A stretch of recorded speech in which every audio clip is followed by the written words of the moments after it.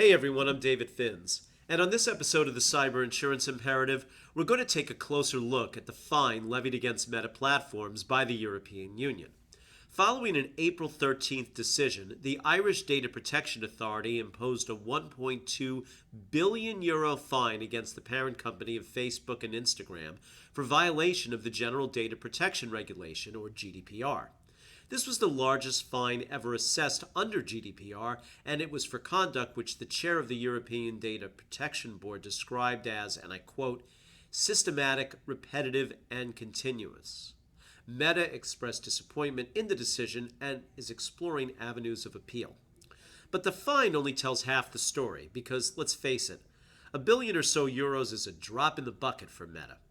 The decision also includes an order that Meta cease the unlawful processing and storage of European users' data within the next 6 months.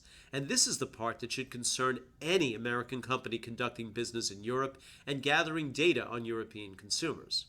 The prospect of a data transfer ban is designed to pressure U.S. negotiators to resolve the question of how American companies handle data on European consumers.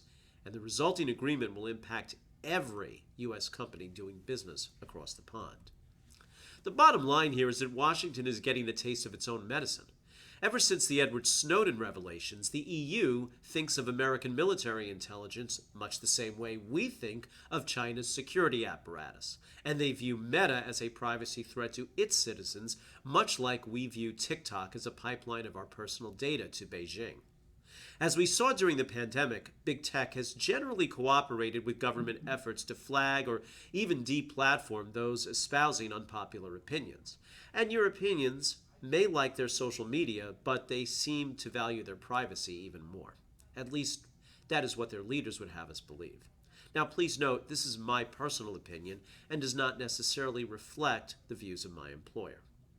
Now, much like I stated in last week's episode about the pending privacy legislation in Texas, companies are facing a patchwork of laws imposing similar, though not identical, requirements.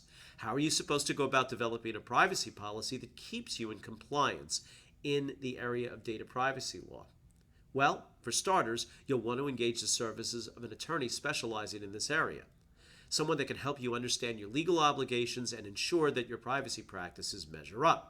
If you need a referral to a data privacy attorney, please don't hesitate to reach out. You can DM me on LinkedIn or email me at david.finz@alliant.com, and I'll put you in touch with several qualified attorneys that you can vet for yourself.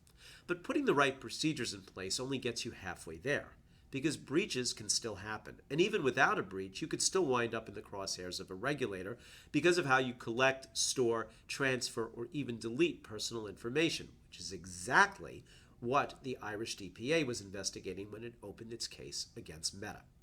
This is where the right cyber insurance coverage can help you manage the financial impact of a regulatory proceeding. Now, in prior episodes, I've touched upon what kind of policy wording can best position your business to maximize its recovery, and I'm not going to restate all of those items here. However, if you'd like a copy of our white paper, coverage currently available in the market, please contact me, and I'll be happy to send you a copy. Cyber risk knows no boundaries, and making sure that your business is prepared to do business overseas is just one more way that Alliant helps you find the more rewarding way to manage risk. Thanks for watching.